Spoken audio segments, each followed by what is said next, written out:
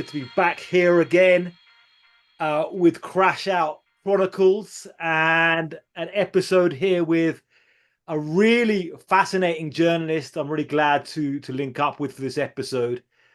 Holly McKay is really interesting. First reached out to me in Mexico City a few years ago, and she's been a journalist who's been going all over the world, deep into conflicts. I mean, every conflict you can imagine, particularly Iraq, Afghanistan, and the really big ones.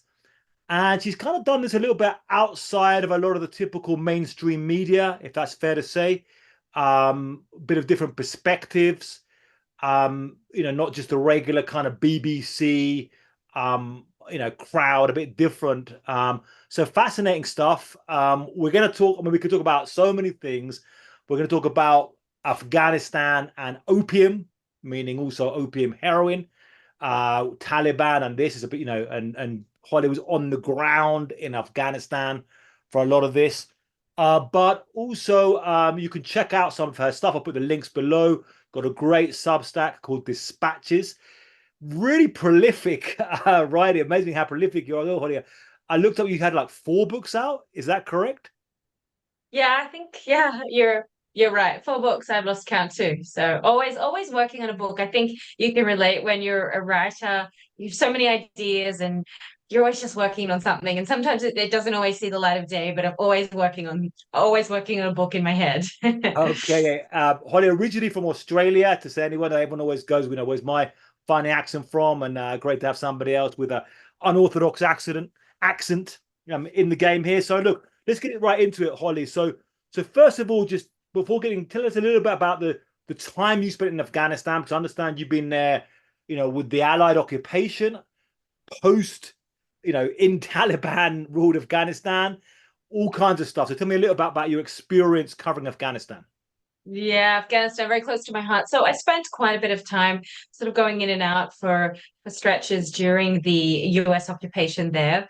And then I was living in Afghanistan in 2021 when it fell. I was actually based in Kabul, but I was actually in the north when it fell. So that was the night before Kabul fell. I was in Mazar Sharif. So that was a little bit of a um, yeah, sort of a comfortable sensation, sort of being alone there with my photographer and then trying to navigate the next steps and what to expect. But as it turned out, the Taliban said that I could sort of stay and they would give me a permission letter to work. So I went back to my place in Kabul and continued to live there for the next 5 months. I'm traveling to all the different provinces. And then I went back and worked there for a little bit more toward the end of 2022. So I mean, don't know if I envious. can go back anytime soon because I don't know how much the Talibs like me, but yeah, hopefully someday I'll get to go back again. Yeah, the difficulty of working with an authoritarian regime. I mean, envy, great stuff to be. I mean, before getting into the opium thing, what's it like generally? What's their attitude to you as an Aussie woman? Are they as bad as you might think in terms of, they believe women should be just all dressed up, head to toe in gowns, whatever, in garbs. And generally, what's the whole feel of safety there under the Taliban from them or from anyone else? Well, yeah. So right in the beginning, it was actually quite surprising because I think when the fall first happened, the Taliban were trying to put forward this new face and trying to project to the world that they were different from the Taliban in the 90s. So they were sort of a lot more lenient, so to speak, and I was able to sort of travel to every province, which was something you couldn't do under occupation just because of the safety situation. And certainly having an Australian passport was a big help.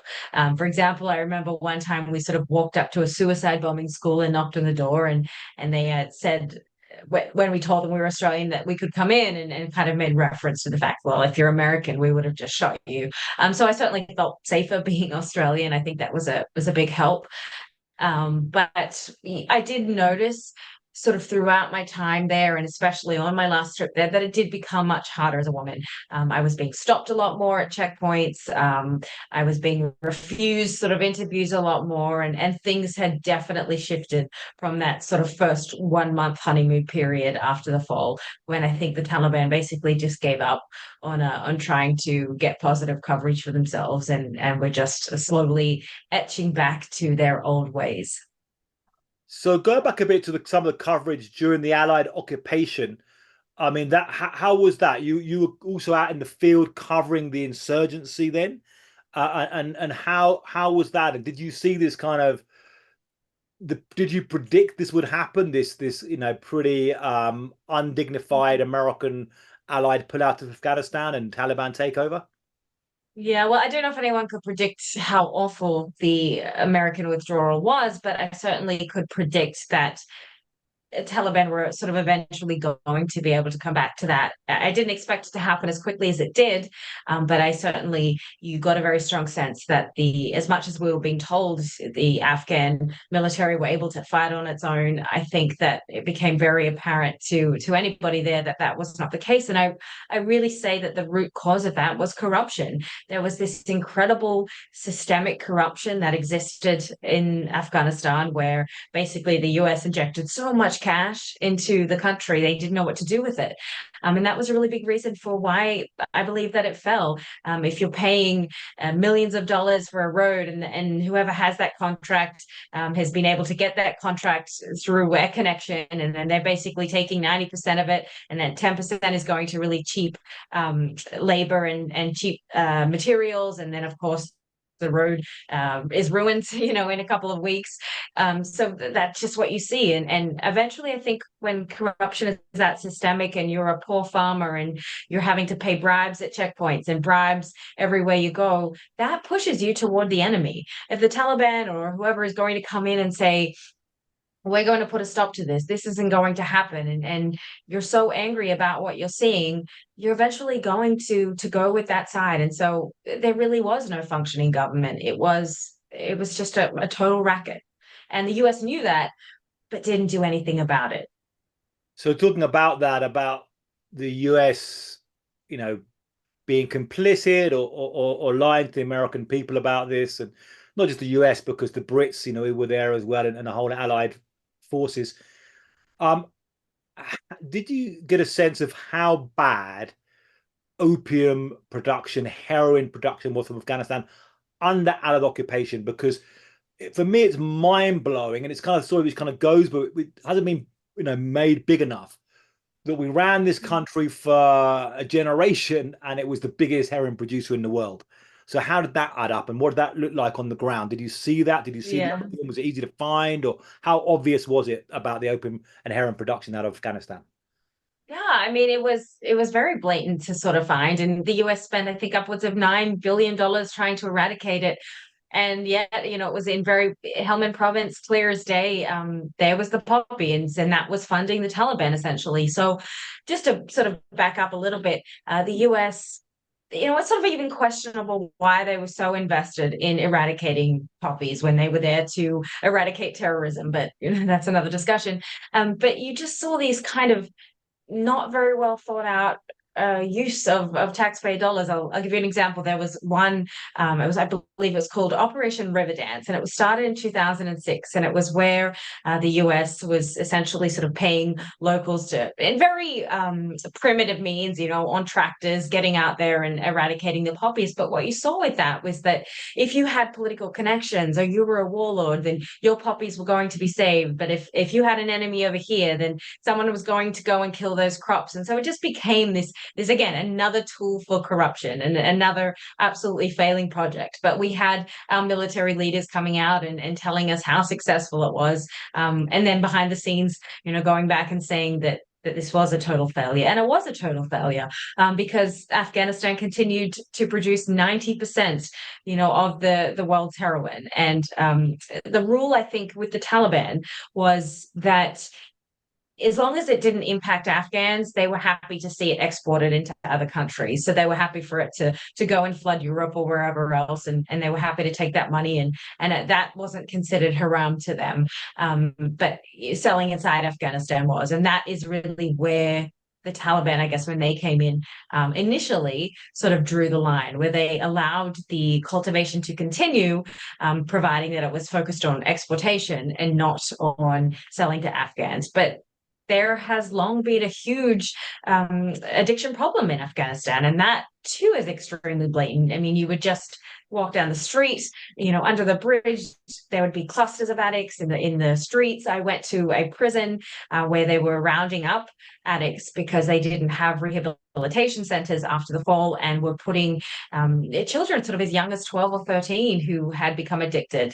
Often you would see them, they were going to go and get the drugs for their parents or for their father, and eventually became addicts themselves. And the Taliban really didn't know what to do with that in the beginning, and were just sort of rounding whoever they could up. But you still saw so many addicts because it was impossible to find prison space for the number of addicts in Afghanistan. So you mentioned, I mean, very fascinating, this tactic of or strategy of saying we'll sell to the Europeans, but not to our own people. And some of the Mexican cartels are the same. They say we'll sell fentanyl to the Americans, but we're going to ban the sale of it here in Mexico.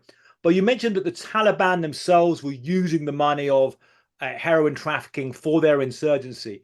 But was it also a problem that the Americans and our allies' friends, the ones we were actually financing, were also in on the heroin trafficking? And this goes right back to the 80s and some of the Mujahideen leaders that we backed against the Soviets, through to the brother of Karzai, to these other figures there, Northern Alliance leaders. They were also all heroin traffickers. Is that true as well? Yeah, absolutely. Again, huge corruption racket. Warlords completely in on it. So the sort of cultivation of the poppies really went to the next level during the Soviet War, which started in 1979, and the US backed the Mujahideen, which fragmented, and many of those became Taliban. So that's really where it got a foothold, and where Afghanistan realized that it could make a huge amount of money here. And so that didn't go away because the US came in. Of course, as we said, the US tried to eradicate with all these different methods, but it just didn't work because it is so entrenched, and it is a way for the Afghans to make money. And my argument, a little controversial, and I always sort of looked at it and was, well, Afghanistan, excuse me, it's not Iraq. It doesn't have, these vast amounts of oil, and a lot of natural resources that other countries in that region do. But it has poppies. And why do we need poppies? Well, we use poppies for legal purposes. I believe, pharmaceutical companies get a lot from Turkey, I think New Zealand, Tasmania, and these are all legal means of making painkillers. And so, an argument I think that could have been and should have been potentially weighed up during the occupation was, why can't we create a legal means for the Afghans to be able to use this one natural resource that they have, to profit off it in a legal way, where the US could take full control of it, instead of just sort of running around trying to eradicate it without a viable option. Because if you eradicate a plant and the willingness isn't there from the farmers, and they're not going to make the same amount of money from corn, you're just going back to square one. And I don't think the US really looked at that argument. They were just quick to eradicate, as we've seen with the war on drugs. It's fascinating. Yeah, I mean, the figure you gave of like 9 billion to try and eradicate opium, and it was failing so spectacularly. And you kind of wonder, is this kind of crazy reality we see? Was there any issue, or any sense? Because it was interesting that like the Afghanistan heroin was going more to Europe. And this was like, like I remember, seeing things like right after the Taliban were originally knocked out in 2001, there were suddenly these big packages of heroin arriving at Manchester airport. And so this is killing people in London, in Manchester, in Liverpool, in British cities, and across Europe. Whereas in America, in the United States at the time, it was right in this time where you had the legal oxycodone kind of wave happening, and then the big explosion of Mexican heroin. If it had been bigger in, Americans dying of that heroin, would that have changed the dynamic, do you think? Was it a sense that perhaps because Europeans are not as much of a priority as people dying in America might have been in Virginia, or I don't know what your Mhm. thoughts are on that. Yeah, I mean, I think, yeah, the sense of urgency probably would have been ratcheted up a lot if this was happening sort of in the United States. But instead, the US has been focused on Mexico, which is where it gets its majority of drugs from. But I think that we're still dealing with the same problem there. The US still doesn't know quite what to do or how to deal with it, or how to eradicate it. So I think, and I apologize to my baby, she just woke up.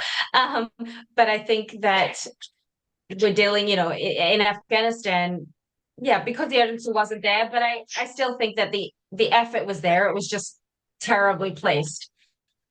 Okay. Now, was there a sense as well? I mean, you were there on the ground talking to generals, talking to military units, talking perhaps to like intelligence officers. Was there a sense Yeah. that well, there had to be like there was priorities here. Yeah. There were some priorities like, well, we've got to defeat the Taliban, we've got to defeat terrorists, we've got to defeat Al Qaeda. Were those kind of things? So at Mm. that point of view, it's like, well, drugs at that moment are a secondary issue. Did you feel that sense there at all?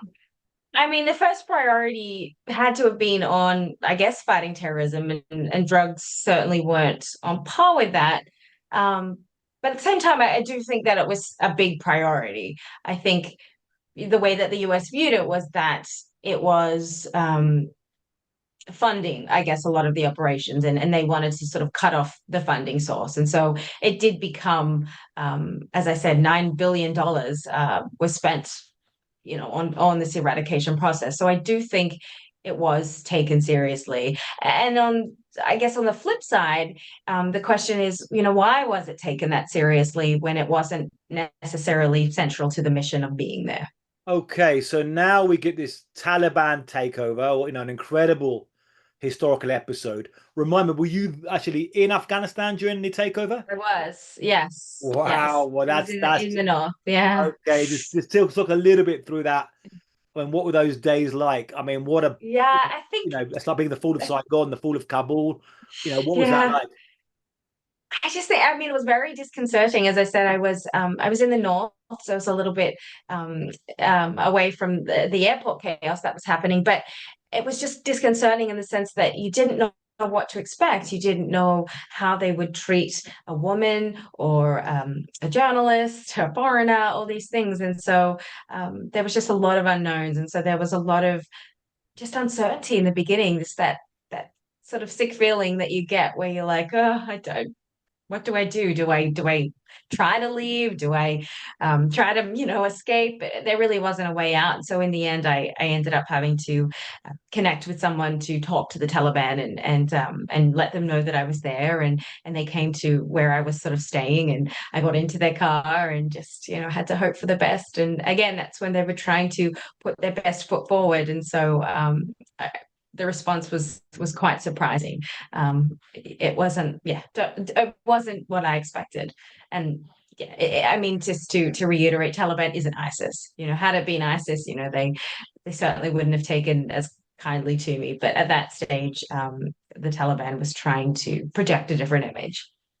Wow, I mean, like I run around with drug cartels, all this kind of stuff, but this is, I mean, for me, it's still mind blowing. Really, raise my hat to what you've some of the stuff you've done, the reporting and being in these places. So when the Taliban took over, how quickly did you see them change policy on opium? And what do we really know? Because I'm just getting this from kind of far away and trying to Yeah. read reports on this. And my understanding is the Taliban then changed from benefiting off opium heroin to fund their insurgency to banning it. Is that true? How successful were they? What's been the evolution of their policy on opium? The shift has been dramatic from everything that I've managed to glean from the ground.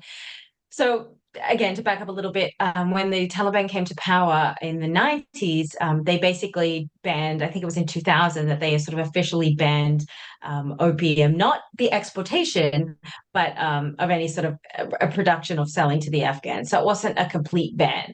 And then I think when the Taliban came back to power, they held on to the opium production for a while because that really had funded their insurgency. And at that point, the US, the international community, the NGOs, the cash that had been in the country evaporated overnight.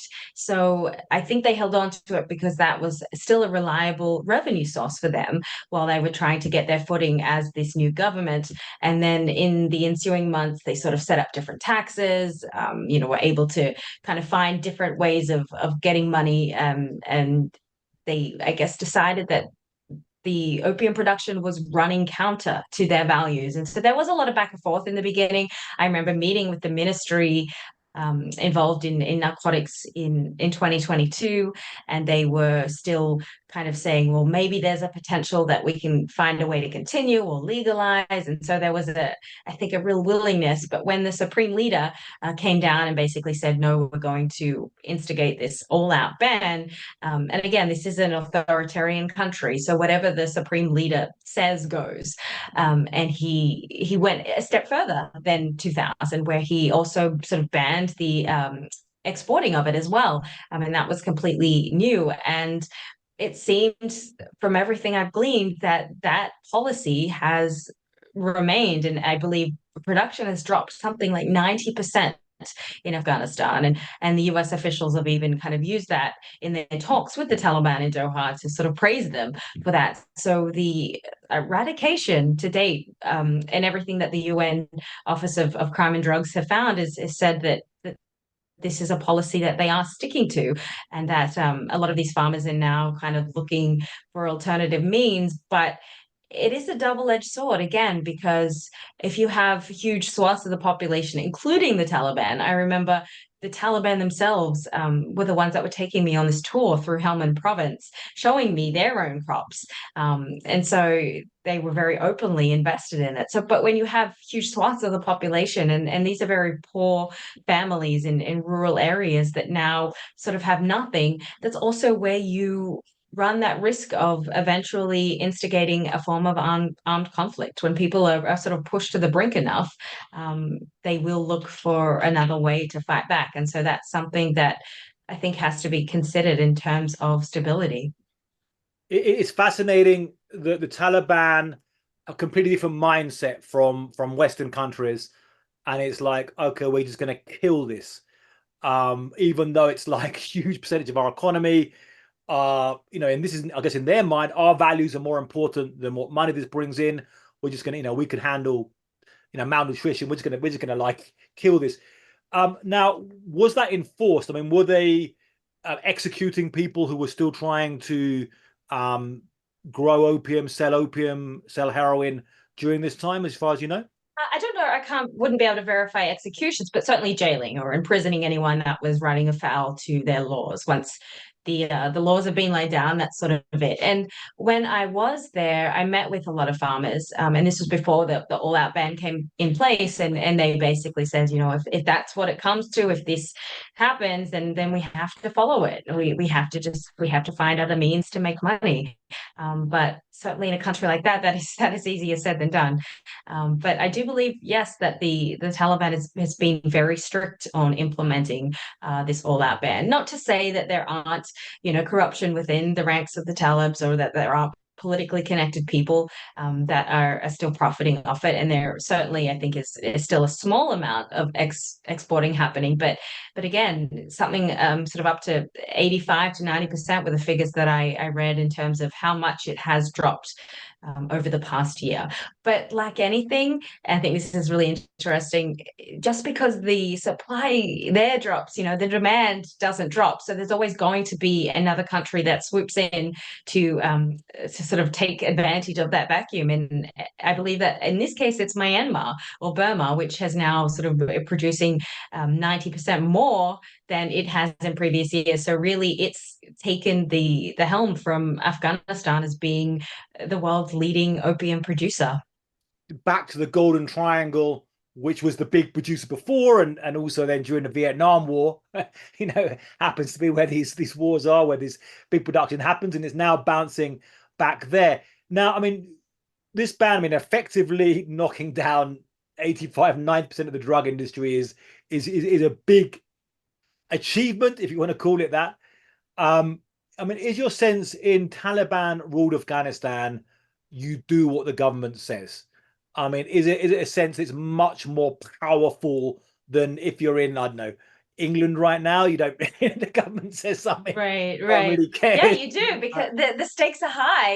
You will be executed. You will certainly be thrown in jail in the very least for any disobedience, and there are no real checks and balances. Of course, when the US had a footprint there, there was a little bit more oversight just because the US was funding the government. So there were more checks and balances, but now it's if you do wrong, then expect to be dealt a harsh penalty, and people are afraid of that. And so they certainly have very little choice but to kind of toe that line. But as I said, how long can it last? Is it sustainable? Will it get to a point where so many people are poor, poverty levels are rising, that eventually it's going to spill over into a pushback against the Taliban? And that could take 5 years, that could take 10 years, but it's hard to see when a country is or people are relying on such a revenue source like that. If it gets stripped from you overnight and you don't have anything to place it, then it's not sustainable that sense of peace is going to necessarily last. Yeah, it's interesting that a lot of the countries that have been successful in clamping down suddenly on drugs or organized crime, it's often been very authoritarian regimes that have done it, whether it's been Mussolini against the mafia, or like Bukele in El Salvador against gangs, or Taliban against drugs, or Mao's China against, it tends to be pretty authoritarian regimes who are successful about this. Now, obviously, I don't like the idea of living under that kind of authoritarian government where people can be stoned to death and so forth. I Mm. mean, is there a hope? I mean, Afghanistan. What are these? You say like there's no, what other options do people have? I guess the heroin business in Afghanistan, from what I understand, grew particularly in the 80s. In fact, during this war against the Soviets in the 80s, and then got bigger and bigger until it became the biggest world producer. Uh, what is there? What other things can people do if they're forced out of it? Will they be forced to look for other things? I mean, whether it be, I don't know, what else can they grow or produce or do in Afghanistan? Mm. And it's a bigger percentage of the economy than Mexico. I mean, Mexico, really, drugs are like Yeah. 3% of the economy, but in Afghanistan, it was like, what was it, 30, 40, I know it's 30% or something, 40% of the economy. It is, yeah, it is, and you have to question, what are all these people going to do? Because there are really no other sort of natural resources for them to turn to, and then you have to look at the addiction factor. And remember, this was really high, and this during the COVID pandemic, the levels soared even more. So you also have a country where I believe it was sort of upwards of 10% of the population being addicted. So where do they go? Where do they turn to? And that raises the question of synthetics. And I think that at least toward the end of the US occupation there was a movement toward synthetics. It wasn't huge, but I certainly think that there was some evidence of meth labs and other things cropping up. And so you have to look at, is that going to be the next problem that is going to be tackled? And is that going to be a lot harder to police for the Taliban, because this is more sort of inside or underground as opposed to, being out in the open. So I think that is going to be a rising factor in Afghanistan as well. Now, talking a bit about, you covered the war in Afghanistan, you covered the war in Iraq, real great experience of the kind of modern warfare, contemporary warfare. One thing I'm very interested about is how this compares to this weird conflict we have in Mexico and across Latin America, these kind of weird hybrid conflicts where they're not really officially a war, but we have these groups that, that look like guerrilla forces doing mass decapitations. What's your experience? How would you compare because you've also come here and covered Mexico, covered Latin America. How would you compare your thoughts about cartels and how they operate with Taliban when they were insurgents, or perhaps with ISIS or with Al Qaeda or these other kind of groups? Yeah, I think there's a lot more similarities than we probably acknowledge. Really, the point being that these groups, or that are functioning as sort of insurgencies, they're not necessarily, they're not loathed by the populations. That they come in, especially in rural areas, and they offer a lot of good to communities, especially poor communities. They can offer services, food, education, things that really win hearts and minds, so to speak. And that's exactly how the Taliban functioned as an insurgency. It's how groups like ISIS or Al Qaeda function. They have to come and win that support so that they can do their work and do their operations, and people accept them being there and want them to be there, so that they can then go about and do their business. So I think just from that, there's just that very similar mentality, of it's not all violence and horrible things. That there's a sense of really ingratiating themselves into communities, and that from an outside perspective, if you're the US trying to come in, that's a hard fight to win. You're not just dealing with the cartels, or you're not just dealing with the insurgent groups yourself. You're really looking at trying to fight back against an entire community. And a general in Mexico said, Mexico's losing the war on cartels because it's losing the hearts and minds of people. Mm. And that same idea of losing hearts and minds in Vietnam, and they tried to win them in Afghanistan, but they didn't win them in Afghanistan either. I was wondering, so in Sinaloa, you can be in a little village in rural Sinaloa, and there's what's called El Jefe de Plaza, the head of the territory, who's a local kind of strong man who you can meet, and they can be on a personal level. They can be okay with you. They're like, okay, what are you doing here? Okay, well, you're filming that. Okay. But one difference is that they're not a religious fanatic. They want to Mm. make money. They also do have a sense of, okay, I'm looking after my community here. I'm gonna string up some alleged rapist or some alleged burglar. Is it different, the fact that when you're dealing with Taliban or ISIS or Al Qaeda, these are religious fanatics, and also with an ideology which is very specifically anti-West, anti-American, Australian, Brit, or whatever? Yeah, I do think that adds another layer of complexity to it. I think, as we see with religion, it's very elastic, depending on who you talk to, as how things can be bent, to suit your own needs. But I certainly think in this particular case, with the Taliban, that religion has played the central role in them choosing to ban at this time, because that is sort of it's against their Islamic ideology, to sort of use drugs, and this time that they've interpreted it as also to sell drugs, which they previously didn't care about. So that is the law of the land, is their religion. So again, whoever interprets that, in this case, the supreme leader, they're going to be the one that's dictating how this sort of plays out. But I do think, just in terms of general sort of violence and insurgencies, when you look, and this is why things like the US occupation there can also be, on the flip side, such a recruitment tool for these groups, is because if your home has been bombed, your village has been bombed, your child has died, whatever the horrific situation may be, and these groups come in and they sort of say, well, look what's happening, and the only person who can save you is God, and that fuels the extremism. So it's not necessarily that they're joining a specific group because they believe in that group, but they're joining because that group's convinced them that they are sort of the manifestation of religion or of Islam, and therefore the only person or is going to save you is God. And that is a huge factor, and that is the counter factor to a lot of the violence and the collateral damage that happens in war.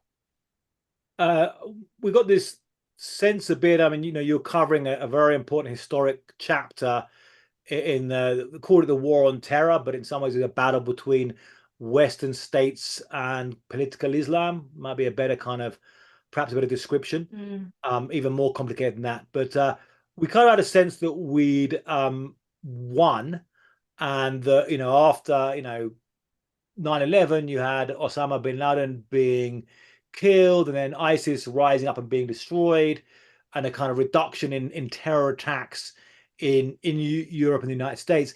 But then now it seems to have all flared up again in a different scenario now, with Israel, Gaza, and Hamas and Iran, and a whole different sphere. Now it's obviously there's different sides, there's Sunni, Shia, and so forth.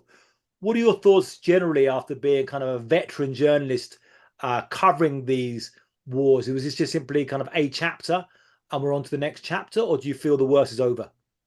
I think, as you said, chapter onto the next chapter. I think that these wars are they're impossible to say that they're over. And we've been trying for decades and look where we are. I think they have a tendency to flare up, especially when I say we as in the US, the West gets distracted by other things, whether that be the war in Ukraine, or something else or sort of the threat of China. And then when attention and resources is sort of focused elsewhere because we think that the threat has diminished somewhat, that's when we see it flare up again. And I think that's what we're seeing again, is once we kind of take our eye off the ball, these things happen. We're not only sort of in the Middle East, but you're seeing really a resurgence of ISIS across the world, sort of not only in Iraq and Syria or Afghanistan being a big one, but across West Africa, parts of East Africa.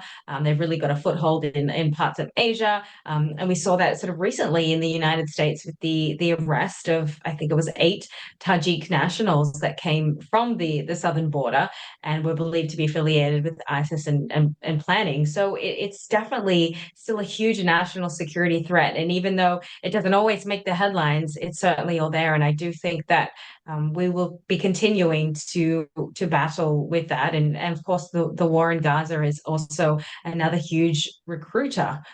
For those groups, when people are disaffected by what's happening and sort of seeing Western support, that they want to do whatever they can, and that's really what fuels extremism. So sadly, it's just something that I think perpetuates in different ways, but I don't know if we're going to see a quote unquote end to it anytime soon. Well, thanks. It's about to zap out any single second right now. So, like, really appreciate it. Great conversation. I'm going to put all the links to Holly McKay's stuff. Fantastic work. And I hope to keep on talk again. And yeah, I mean, so I could keep on talking all day with some of this stuff because it's really fascinating, the different scenarios. So you've got to the end of the video, so you are seriously interested in this world of drugs, organized crime, guerrillas, paramilitaries, psychedelics, knowledge and wisdom. So you've got to check out Crash Out, the website. A bunch of stories, information, reportage, analysis, all there. You can subscribe for free, or if you want to support and get some of the bigger features and the real extra level of knowledge, then pay $5 a month, same price of a bottle of beer these days, and you're in the team. So that is www.crashoutmedia.com. Be safe, be well, stay there. See you next time.